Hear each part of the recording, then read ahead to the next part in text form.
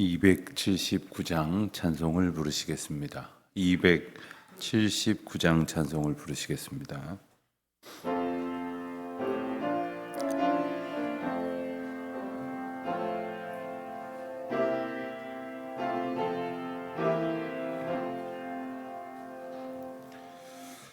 인내하신 구세주여 내가 비오니 죄인 오라 하실 때에 나 부르소서. 주여 주여 내가 비오니 죄인 오라 하실 때에 날 부르소서. 자비하신 보좌 앞에 꿇어 엎드려 자복하고 회개하니 믿음 주소서. 주여 주여 내가 비오니 죄인 오라 하실 때에 날 부르소서.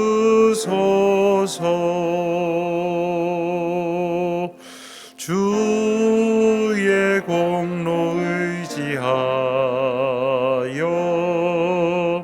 주께 가오니 상한 마음을 고치시고 구원하소서.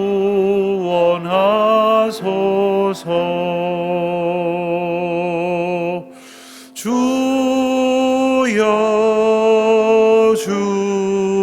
주여 내가 비오니 죄인 오라 하실 때에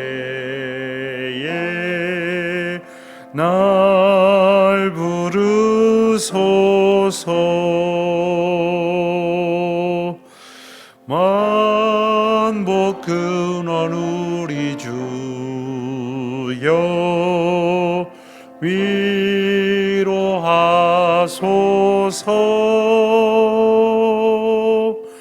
우리 주와 같으시니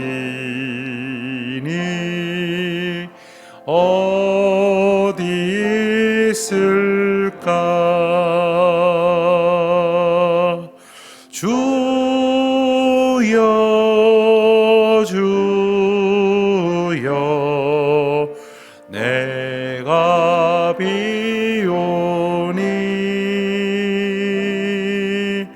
죄인 오라 하실 때에 날 부르소서.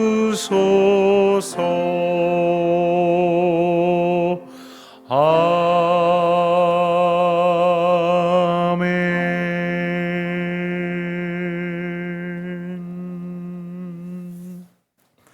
기도하시겠습니다. 하나님 아버지, 주님의 은혜와 그 크신 사랑을 인하여 감사를 드립니다. 오늘도 죄인 된 저희들, 죄로 인하여 물들어 온갖 허물과 악행으로 그저 멸망할 수밖에 없는 인생들을 하나님의 구원의 은혜 안에 부르시고 인도하시고 또 하나님의 놀라우신 사랑으로 충만케 하여 주심을 진심으로 감사드립니다.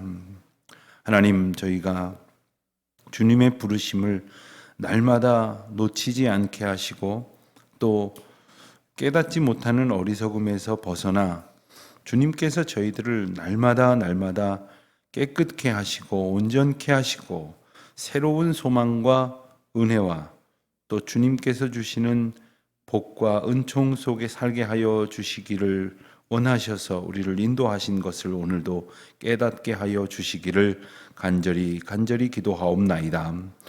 하나님, 저희를 오늘도 부르실 때에 주님 앞에 저희의 모습을 바로 보게 하시고 또 하나님께서 저희를 거룩하게 하시며 또 성결하게 하시는 은혜를 베푸셨음을 저희로 깨달아 기뻐하며 감사하며 찬송하게 하여 주시기를 기도하옵나이다. 하나님 뿐만 아니라 저희들을 부르셔서 주님과 함께하게 하셨사오니 오늘도 주님을 예배하며 주님을 기뻐하며 주님의 말씀으로 인하여 풍성한 은혜를 누리게 하여 주시옵소서. 저희들이 이 아침 주님 앞에 나와 주님의 말씀과 함께 시작을 하오나 하루 종일 세상을 살면서 허탄한 생각에 휘둘리는 일이 없게 하여 주시기를 기도드립니다. 이 시간에는 입술로 주님을 찬양하였으나 온종일 살면서 저희들이 입술로 범죄하는 일이 없게 하여 주시기를 기도드립니다. 주님을 기쁘시게 하는 고백을 드리도록 저희의 입술을 성결케 하여 주셨사오나 형제와 자매를 성도와 이웃을 비방하고 욕하는 일이 없게 하여 주시기를 기도하옵나이다.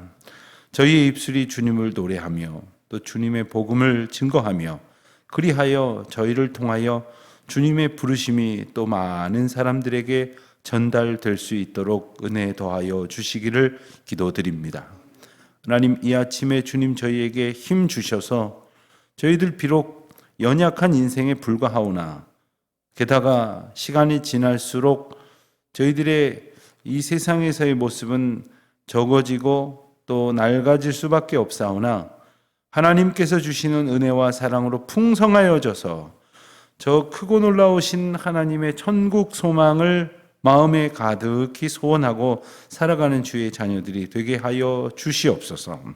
저희들이 누구를 만나든 무엇을 하든 주님께서 함께 하시는 삶이 되게 하여 주시옵시고 주님이 계시지 않는 자리에서 살아가는 것과 같은 어리석음이 없게 하여 주시옵소서. 아버지 하나님, 오늘도 저희들이 여러 가지 기도의 제목을 가지고 주님의 은혜를 소원하며 기도하는 하루를 살게 하여 주옵소서. 하루 종일 저희들의 삶의 자리에서 주님이 베푸신 은혜를 만날 때마다 찬송하게 하시고 또한 지난날 주신 은혜를 추억하면서 주님을 기뻐하게 하시며 또한 이제 허락하실 놀라운 인도하심의 은총을 인하여 주님을 송축하게 하여 주시옵소서. 하나님, 저희 교회에 허락하신 교회 건축의 이 귀하고 복된 은혜의 제목 앞에서 저희들이 마음을 모아 주님 앞에 한 마음으로 간구하게 하시고 또한 저희들이 기도하고 의논하고 또 의논하고 기도할 때에 저희들의 생각이 주님의 생각 앞에서 하나가 되게 하시고 모여지게 하셔서 기쁨으로 이 교회 건축의 온 과정을 걸어갈 수 있도록 은혜를 베풀어 주시기를 원합니다. 하나님, 인간적인 생각으로 모여 있노라면 똑같은 생각이 어디에 있겠습니까? 그러므로 사람들의 생각이 사람들의 생각과 부딪히면 교회를 아름답게 건축한다 하여도 더 귀하고 복된 은혜가 저희 앞에 놓여 있다 하여도 사람들의 생각은 갈라지고 찢겨질 수밖에 없사오나 저희들이 겸손히 주님 앞에 머리 숙이고 생각을 모을 때에 하나 되는 기쁨도 그리고 하나님의 은혜를 함께 나누는 감격도 충만케 하여 주실 줄 믿습니다. 그 은혜를 저희에게 허락하여 주시옵소서. 오늘도 주의 자녀들이 하루 종일 삶의 자리에서 살아갈 때에 하나님 축복하여 주시기를 바라오니 저들이 무엇을 하든지 어떤 일을 하든지 누구를 만나든지 주님의 자녀임을 기뻐하는 하루가 되게 하여 주시옵소서. 출타 중에 있는 교우들이 있습니다. 군문에 나가 있는 자녀들, 여행 중에 있는 교우들, 또한 해외에 있는 우리 많은 교우들이 있습니다. 다시 돌아와 만날 때까지 안보하여 주시옵시고 비록 저희들이 자주 얼굴을 볼 수 없는 형편 가운데 있지만 주님의 은혜 안에 교통하게 하여 주시옵소서. 주님, 새로운 학기에는 여러 가지 구역의 변화를 저희들이 꾀하며 또한 하나님께서 허락하여 주신 은혜로 좀 더 하나님 앞에 잘 모이고 잘 기도하고 또한 잘 서로 협력하며 하나님 앞에 아름다운 공동체를 세워갈 수 있도록 하고자 하오니 하나님께서 다시 모이고 또 하나님의 은혜와 사랑을 나누는 구역마다 하나님의 크신 은혜를 베풀어 주시옵소서. 오늘도 귀한 말씀 주님의 은혜 가운데 소원하오며 우리 주 예수 그리스도의 이름으로 기도드립니다. 아멘. 누가복음 5장 말씀을 봅니다. 누가복음 5장 27절부터 39절까지의 말씀을 봉독합니다. 누가복음 5장 27절부터 39절 이제 저와 함께 봉독합니다. 그 후에 예수께서 나가사 레위라 하는 세리가 세관에 앉아 있는 것을 보시고 나를 따르라 하시니 그가 모든 것을 버리고 일어나 따르니라. 레위가 예수를 위하여 자기 집에서 큰 잔치를 하니 세리와 다른 사람이 많이 함께 앉아 있는지라. 바리새인과 그들의 서기관들이 그 제자들을 비방하여 이르되 너희가 어찌하여 세리와 죄인과 함께 먹고 마시느냐. 예수께서 대답하여 이르시되 건강한 자에게는 의사가 쓸데없고 병든 자에게라야 쓸데있나니 내가 의인을 부르러 온 것이 아니요 죄인을 불러 회개시키러 왔노라. 그들이 예수께 말하되 요한의 제자는 자주 금식하며 기도하고 바리새인의 제자들도 또한 그리하되 당신의 제자들은 먹고 마시나이다. 예수께서 그들에게 이르시되 혼인집 손님들이 신랑과 함께 있을 때에 너희가 그 손님으로 금식할 수 있느냐. 그러나 그날에 이르러 그들이 신랑을 빼앗기리니 그날에는 금식할 것이니라. 또 비유하여 이르시되 새 옷에서 한 조각을 찢어 낡은 옷에 붙이는 자가 없나니 만일 그렇게 하면 새 옷을 찢을 뿐이요 또 새 옷에서 찢은 조각이 낡은 것에 어울리지 아니하리라. 새 포도주를 낡은 가죽 부대에 넣는 자가 없나니 만일 그렇게 하면 새 포도주가 포도를 터뜨려 포도주가 쏟아지고 부대도 못 쓰게 되리라. 새 포도주는 새 부대에 넣어야 할 것이니라. 묵은 포도주를 마시고 새 것을 원하는 자가 없나니 이는 묵은 것이 좋다 함이니라. 아멘. 오늘 말씀은 이제 예수님께서 레위를 부르시는 이야기를 통해서 이 땅에 오신 이유를 아주 그 중요한 이유를 일러주시는 말씀입니다. 27절에서 읽은 대로 예수님께서 나가사, 여기서 나가사라는 말은 그 바깥으로 나갔다는 의미만 있는 것이 아니라 목적을 가지고 어느 곳을 가셨다는 뜻입니다. 그러니까 세관에 가셨는데 다른 일을 하러 가신 것이 아니라 세리를 레위라 하는 마태죠. 세리를 부르러 가신 것입니다. 나를 따르라 하셨을 때에 그가 모든 것을 버리고 일어나 따랐다. 성경은 이렇게 기록을 합니다. 여기서 말하는 모든 것은 아마도 그가 가지고 있는 모든 기득권 그리고 그가 가지고 있는 모든 힘과 여러 가지 역량들을 포함합니다. 우선은 그의 직업을 비롯한 그가 가지고 있는 많은 그 유익하다고 생각하는 권리들 이런 것들을 포기했다고 이제 우리가 볼 수 있겠습니다. 일어나 따르니라. 그리고 일어나 따르니라 했을 때 이 말씀은 잠깐 따라갔다 왔다는 것이 아니라 그 따르는 그 과정이 계속되고 있다는 아주 특이한 표현이기도 합니다. 그래서 예수님께서 부르셨을 때 이 마태가 여러 말이 기록되어 있지 않습니다. 여기에 뭐 아무 말도 없이 이 말만 있었을 것은 아니지 않겠느냐 이런 추정도 할런지 모르겠습니다만 그런 말은 별로 중요하지 않은 겁니다. 의미가 없는 겁니다. 예수님께서 나를 따르라 하신 것에 이 모든 것을 버리고 일어나 따랐다고 하는 그 함축적인 표현이 부르심과 응답이라고 하는 것을 보게 됩니다. 자, 우리 같으면 어떨까요? 나를 따르라 했을 때 뭐 온갖 그 이유와 질문이 많았을 겁니다. 또 조건을 걸런지도 모릅니다. 이건 어떻게 해주실 겁니까? 이거는 저거는 그것 다 해주시면 제가 갑니다. 가긴 가는데 하면서 온갖 조건을 걸던지 모르겠어요. 자, 그런데 이 레위를 부르신 이 사건은 단지 그것을 의미하는 것에서 그치는 것이 아니라 예수님께서 이 땅에 오신 이유, 사람들을 부르신 이유를 설명하는 것으로 이어집니다. 사실 이 세리를 부르셨다고 하는 것은, 예수님께서 세리들이 있는 세관으로 가셨다는 것은, 그리고 그들과 접촉하셨다는 것만으로도 의아한 일이었습니다. 왜냐하면 이 세리라고 하는 직업은 로마 제국의 세리는 아니었습니다. 그 로마가 이제 유대 지역을 비롯한 전역 팔레스틴 일대를 실질적으로 지배하고 있을 때 각 지역의 세리들을 세우고 그 세리들로 하여금 세금을 징수해서 이제 그곳을 관할하는 그러한 비용으로도 사용하지만 로마 제국으로 이렇게 보내어지게 됩니다. 그때 사용되어지는 이 그 세관들의 세리의 역할 중에는 이 로마 제국을 부역하는 의미가 있기 때문에 그들은 로마 제국에 직접적으로 속하여 진 마치 공무원처럼 여겨지지 않는다 하여도 실질적으로 백성들에게 있어서는 가장 실질적으로 고통을 겪게 하는 그러한 인물이었던 것입니다. 그래서 그들은 이미 많은 유대인들에게 경멸의 대상이었습니다. 그런데 그 경멸의 대상인 세리를 예수님께서 찾아가셨다. 29절에 보니까 레위가 예수를 위하여 자기 집에서 큰 잔치를 했다고 했습니다. 같은 내용을 기록한 마가복음에 보면 이 잔치를 벌인 이 식사 회동을 하게 된 장소가 명확하게 나와 있지는 않은데 누가복음에서는 그곳이 세리 마태의 집이다라고 적시합니다. 그런데 이것 또한 많은 사람들에게는 이 트집거리가 됩니다. 누구네 집에 갔다 이거죠.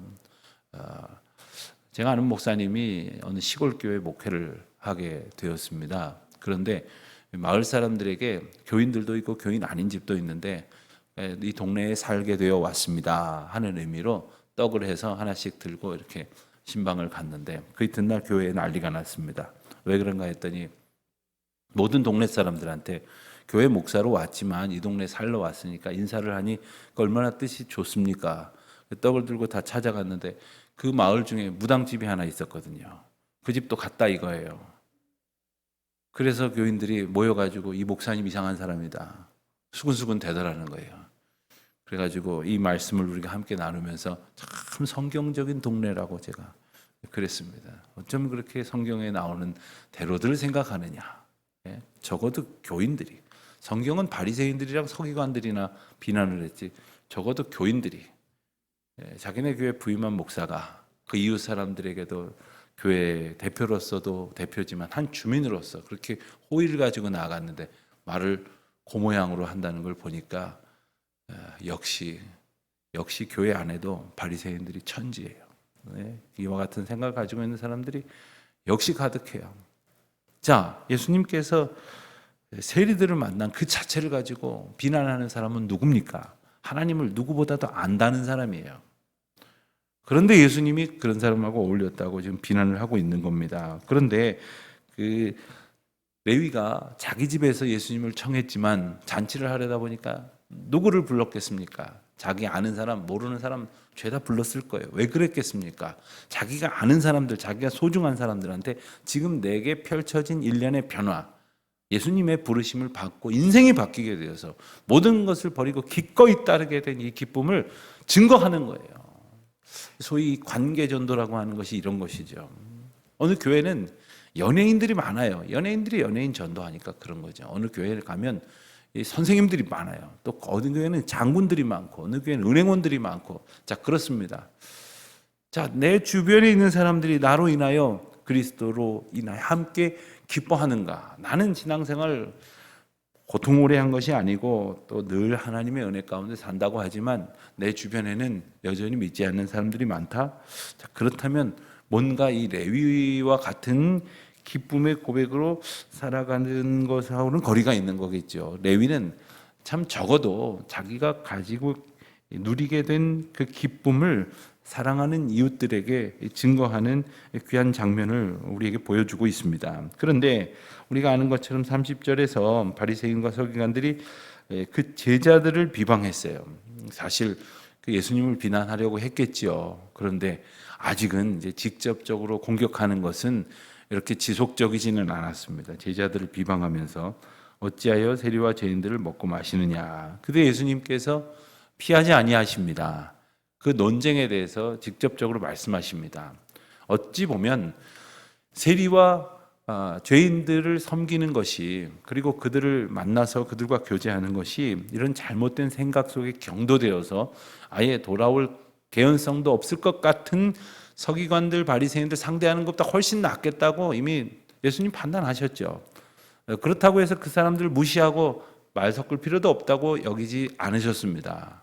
왜 그러셨을까요? 바리새인들과 서기관들이 변화되기를 바라는 것이 아니라 그들에게 분명히, 그리고 이 사건을 통해서 모든 사람들에게, 온 우리에게 분명히 말씀하시려는 것이 있습니다. 예수님께서 오신 이유입니다. 그리고 죄인들과 예수님이 식사하신 이유입니다. 여러분, 당대에 있어서 식사를 함께 한다는 것은 그를, 상대방을 형제로 받아들였다 하는 의미입니다. 예를 들어서 누가 여러분에게 우리 집에 와서 식사합시다 라고 말했을 때 그 집에 가서 그 집이 차려주는 밥을 먹는 거는 뭐냐 하면 이 음식에 무엇이 들었을지 그냥 믿겠습니다. 상관하지 않겠습니다. 뭐 이런 뜻이죠. 여러분, 저 사람이 나를 어떻게 할런지 의심하는데 가서 그 음식을 함께 먹는다? 그게 뭐 보통 일상에서는 당연한 일이지만 전쟁 속에서 또 이렇게 지배와 피지배의 식민지 속에서, 그리고 많은 사람들이 자기의 것을 남에게 빼앗길까 두려워하고 또 빼앗으려고 하는 그러한 세상 속에서는 이게 보통 심각한 문제가 아닙니다. 같이 밥을 먹는다고 하는 것은 사실 참 중요한 의미가 있습니다. 여러분들 중에도 누군가와는 편안하게 밥을 함께 먹는 사람이 있는 반면에 그래도 괜찮은 친한 관계인 줄 알았지만 생각해 보니까 밥 한 번 같이 먹어본 적이 없는 사람들이 있어요. 그게 일종의 그 관계의 척도라고도 말할 수 있는 것입니다. 아무 상관없는 것이 아닙니다. 예수님께서 오신 것, 그래서 죄인들과 함께 식사하신 것, 그리고 그들을 부르셔서 나를 따르라 하신 이유는 바로 31절에 나오는 비유의 말씀처럼 건강한 자에게는 의사가 쓸데없고 병든 자에게 쓸데있나니 나는 의인을 부르러 온 것이 아니라 죄인을 부르러 회개시키러 왔노라. 예수님의 오심, 그리고 예수님의 부르심의 의미는 죄인을 불러서 회개시키시려는 부르심이라는 거예요. 주님의 부르심은 1차적으로 죄인된 우리를 부르셔서 거룩한 백성 삼으시는 겁니다. 여기에서 시작하는 거예요.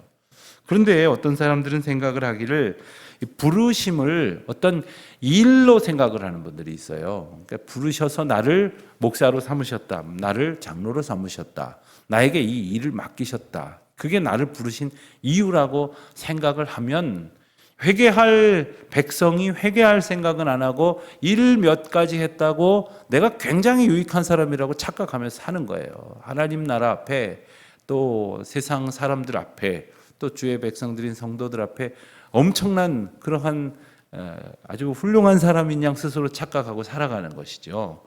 날마다 하나님께서 우리를 새롭게 하시고 부르시는 의미는 거룩한 백성 되게 하시려는 거예요. 거룩한 백성으로 살지 않으면 하나님 곁에 거할 수가 없어요. 죄가 많은데 어떻게 하나님의 백성으로서 하나님과 함께 기뻐하며 살 수가 있겠습니까? 그러니까 하나님께서는 우리로 더불어 하나님과 함께 기뻐하는 주의 백성의 삶을 살게 하시려고 거룩한 백성 되게 하시는 회개로의 부르심을 주셨다고 하는 것을 말씀을 통해서 깨닫게 하시는 겁니다. 자, 그런데 33절에 보니까 예수님의 이 말씀을 듣고 좀 알아먹었으면 좋겠는데 그들은 예수님께 뭐라고 말합니까? 요한의 제자들은 자주 금식하며 이렇게 말합니다. 당대의 기록을 전해 내려오는 것을 보면 바리새인들과 서기관들은 일주일에 2번, 월요일과 목요일에 금식하는 전통이 있었답니다. 뭐 어디에도 근거는 없어요. 말씀에도 없거니와 어디 율법에도 없습니다. 그들이 전통을 정해놓고 그렇게 해야 바른 신앙을 가진 사람, 그렇게 안 하는 사람은 잘못된 신앙, 이랬다는 거예요. 여러분, 우리가 이 신앙적인 어떤 자기 루틴을 가지고 있는 분들이 있습니다. 뭐 자기가 어떤 그동안 해오던 어떤 방식이 있어요. 새벽 기도 오시는 분 중에도 보면은 여러분들 얘기는 아닙니다. 근데 어떤 분은 미리 오셔서 기도하고 기도에 마치면 바로 가셔서 출근하시는 분이 있고, 어떤 분은 맞춰서 오셔서 기도 좀 더 하시다 가시는 분이 있어요. 근데 맞춰서 오셔서 기도 좀 더 하시다 가시는 분이 주기도문 딱 끝나니까 빨딱 일어나갖고 나가는 분을 보면서 저렇게 기도도 안 하고 저렇게 기도를 하고 기도는 하지도 않고 뭘 왔다 갔다 하느냐, 이런 말씀을 하시는 분이 있대요. 우리 교회는 없겠지만 그런 분들이 있대요. 뭐 하자는 겁니까? 기도하러 와서도 자기의 루틴만 옳다고 여기는 그런 분이 있어요. 통성기도 하는 분이 조용히 기도하는 분 보고 저 기도도 할 줄 모른다고, 그게 무슨 태도이겠습니까? 그런데 예수님께서 여기에 대해서 그냥 넘어가지 아니하시고 몇 가지 비유를 통해서 말씀을 하셔요. 세 가지 비유를 말씀하시는데 34절에 보니까 첫 번째, 혼인집 손님들이 신랑이 함께 있을 때 금식할 수 있겠느냐. 그러니까 지금이 금식할 때인 줄 아느냐. 자, 이 비유를 통해서 예수님 말씀하셔요. 신랑을 빼앗길 때, 즉 예수 그리스도께서 고난당하고 십자가에 돌아가실 때, 그때 금식하며 그때 애통해야 될 일에 대해서 예고하시는 의미이기도 합니다. 또 36절에 보면 새 옷에서 한 조각을 떼어서 낡은 옷에 붙이는 자가 없다 했습니다.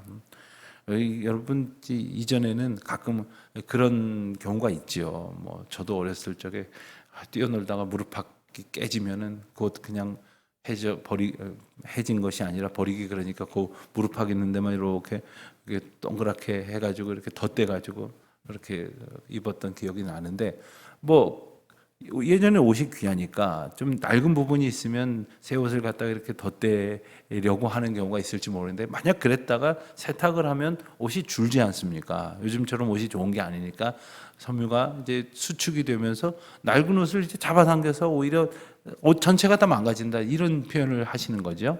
또 그런가 하면 세 번째 비유로는 이 낡은 부대에 새 포도주를 넣는 법이 없다는 겁니다. 포도주는 이제 발효가 되면서 부피가 팽창하게 되어지는데, 낡은 부대에 넣었다가는 그 부대가 터져버린다는 거예요. 그러니까 새 부대에 넣어서 그것이 좀 웬만큼 팽창을 하더라도 견딜 수 있는 그러한 새 부대에 넣어야 한다 하는 것이죠. 새 술은 새 부대에, 이 말은 참 우리가 잘 하는 말이기도 하지만 왜 예수님께서 이 말씀을 하셨는지, 어떤 상황 속에서 이 말씀을 하셨는지, 여전히 마지막 39절에 보면 묵은 포도주를 마시고 새 것을 원하는 자가 없나니 이는 묵은 것이 좋다 함이니라. 이건 단지 포도주 얘기를 하는 것이 아닙니다. 계속해서 묵은 것만 좋다고 주장을 하는 이 전통에 휩싸여 있는, 그리고 그 전통이 하나님께서 선포하신 말씀의 현재적인 의미보다도 더 중요하다고 여기는 이들이 있다고 하시는 것이죠. 저희 교회는 지금 새벽기도 이제 6시에 합니다만은 5시 반에 했었습니다. 그런데 어떤 교회가 이제 좀 현대화되면서 생활 습관이 조금씩 늦어지고 있지 않습니까? 많은 분들이 늦게 잠자리에 들고 늦게 하루를 시작하게 되다 보니까 이제 시간이 좀 옮겨지게 되는 경우들이 있는데, 어떤 교회는 이 시간 한번 옮기다가 그 아주 큰 분란 난 교회들도 있다고 그래요. 여전히 낡은 관습을 주장한다면 그 전통의 소중한 의미도 있을 것이겠습니다만, 전통을 주장하느라고 주님께서 허락하시는 새로운 은혜, 날마다 우리를 새롭게 하시는 은혜를 우리가 도외시하는 것은 아닌가. 오늘도 우리 가운데에 새로운 은혜를 주실 하나님을 기대하십시오. 그리고 내가 그 날마다 새롭게 하실 하나님의 은혜를 얻을 만한, 정말 하나님의 은혜만을 바라는 사람인가, 기꺼이 하나님의 은혜를 수용할 만한 그러한 주님 앞에 수용적인 태도를 가지고 있느냐, 아니면 내 고루 한 틀을 가지고 이것을 바꿀 수 없습니다, 이 틀 안에서 고집을 부리는 그러한 사람인가, 깊이 생각을 보면서 날마다 새롭게 하시는 은혜의 하나님, 날마다 우리를 새롭게 하시는 하나님의 은총을 사모하는 복된 하루 되시기를 주님의 이름으로 축원합니다. 기도하시겠습니다. 하나님 아버지, 감사합니다. 저희들 낡아지는 생각 속에 갇히지 말게 하시고 날마다 우리를 새롭게 하시는 주의 은혜 안에 풍성한 소망을 품고 그리고 주님의 은혜를 누리며 주님을 기뻐하는 귀한 하루 되게 하여 주옵소서. 예수님의 이름으로 기도합니다. 아멘. 하늘에 계신 우리 아버지, 아버지의 이름을 거룩하게 하시며 아버지의 나라가 오게 하시며 아버지의 뜻이 하늘에서와 같이 땅에서도 이루어지게 하소서. 오늘 우리에게 일용할 양식을 주시고 우리가 우리에게 잘못한 사람을 용서하여 준 것 같이 우리 죄를 용서하여 주시고 우리를 시험에 빠지지 않게 하시고 악에서 구하소서. 나라와 권능과 영광이 영원히 아버지의 것입니다. 아멘.